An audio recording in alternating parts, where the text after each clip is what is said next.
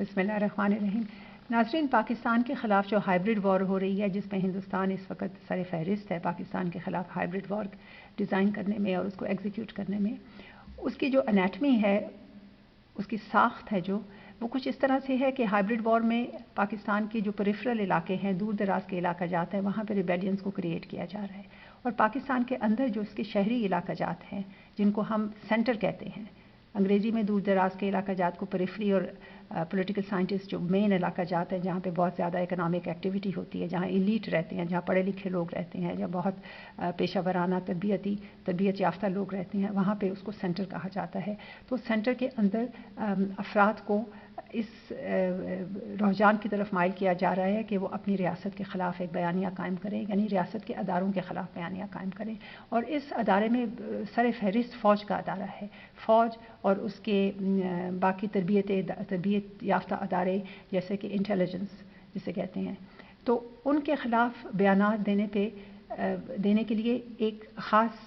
Pakistani elite community जो है उसको तैयार किया जा रहा है, जिसमें यूथ का पलड़ा भारी है, क्योंकि यूथ वैसे भी मासूम होती है, एक मामले की कॉम्प्लेक्सिटी को नहीं समझ सकती, वो ना तारीख़ को इतनी अच्छी तरह से उसने अभी पढ़ा होता है, ना वो हालात हाज़िरा को पहचानने में इतनी गहरी नज़र रखती है, तो उनको इस तरफ माइल किया जा सकता है।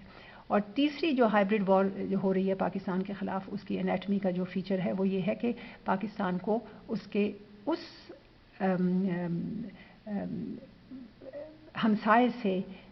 लड़ा दिया जाए, यानी कि पूरी मिलिट्री जंग शुरू हो जाए, जिस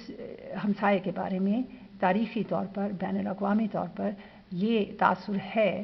इस्टेब्लिश्ड कि उस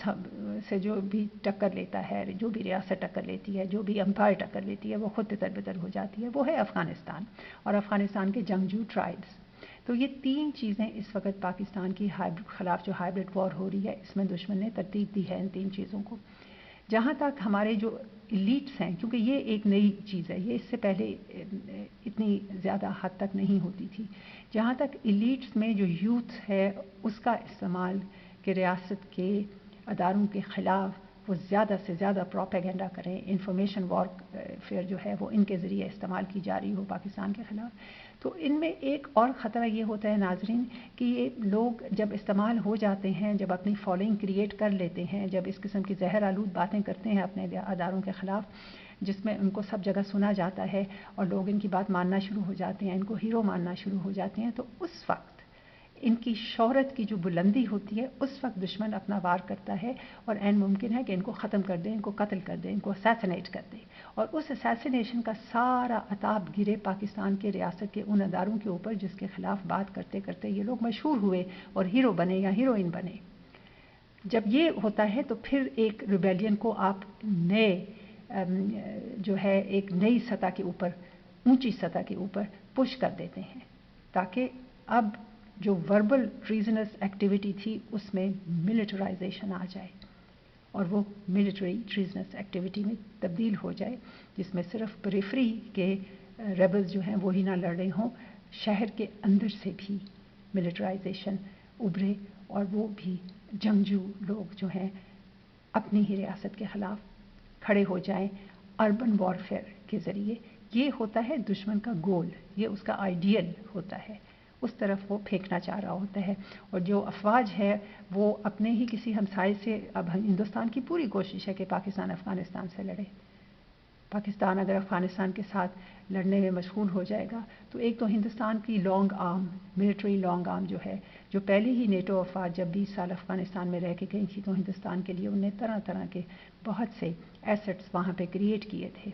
फिर हिंदुस्तान उन एसेट्स को इस्तेमाल करते हुए जंग तो पाकिस्तान अफ़गानिस्तान के साथ कर रहा होगा, लेकिन हिंदुस्तान का पूरा अमल दखल इसमें और एक किरदार होगा। तो एक किस्म की जंग पाकिस्तान कर रहा होगा हिंदुस्तान के साथ, लेकिन अपने न्यूक्लियर ऑप्शन को पाकिस्तान इस्तेमाल ही नहीं कर सकेगा एज अ डिटरेंट, क्योंकि हिंदुस्तान तो नज़र नहीं आ रहा होगा, वो सामने तो कबायली होंगे और वो अफ़गानिस्तान के लोग होंगे। तो ये हिंदुस्तान की इस वक्त प्लानिंग है पाकिस्तान के ख़िलाफ़। मेरी अपनी रियासत से दरख्वास्त होगी कि जहाँ तक हमारे नौजवानों का ताल्लुक है, हमारे उन पढ़े लिखे लोगों का ताल्लुक है जिन्हें इस्तेमाल किया जा रहा है अर्बन ट्रीजनस एक्टिविटी के लिए, अर्बन ट्रीजनस बयानिए के लिए, उनकी भी हिफाजत की जाए। ये बड़ी ज़रूरी चीज़ है, क्योंकि हमारे होनहार नौजवान हैं, خواتین ہوں یا مرد ہوں. اب ایک ذریعہ ہے اپنے لوگوں کو اس ہائبرڈ وارفیئر میں اویئرنیس دینے کا کہ وہ خود اپنی حفاظت کر سکیں,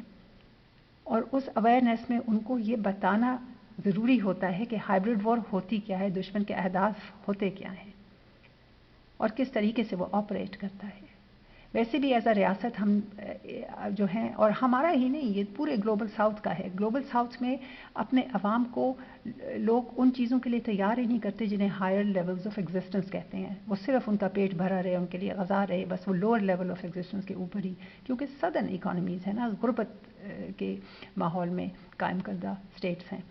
پوسٹ کالونیل اسٹیٹس ہیں. ہم جب فار انسٹنس اپنے آپ کو ہم نے نیوکلیئر کیا تھا, جوہری ہتھیار جب حاصل کیے تھے ہم نے, تو اس کے بعد ہم جوہری ریاست تو ہم نے اپنے آپ کو ڈکلیئر کر دیا, لیکن آج تک ہم نے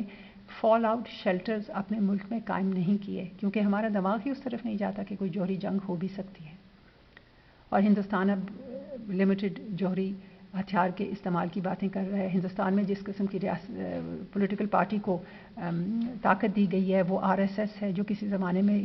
ہندوستان کی بالکل لونیٹک فرنج کے اوپر ایک پارٹی ہوتی تھی. کانگریس کا تو کوئی وہاں پہ اب وجود نہیں ہے, وہ بالکل دھکیل دی گئی ہے,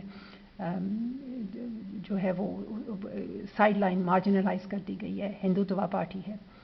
تو ہم نے کبھی فال آؤٹ شیلٹرز نہیں بنائے. نیوکلیئر وارفیئر کیا ہوتا ہے اس کی ٹریننگ نہیں دی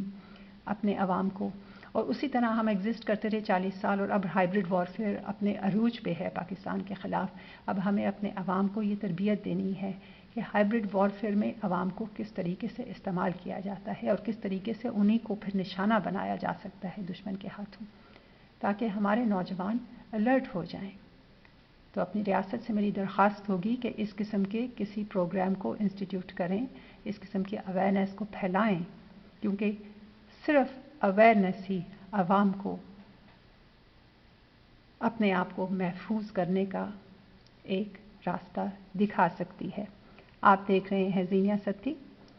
آپ کے لیے اتنا ہی, پھر حاضر ہوں گی. چینل کو سبسکرائب کیجئے, کیونکہ یہ آپ کے لیے, پاکستان کے لیے اینالائز کرتا ہے حالات و واقعات کو.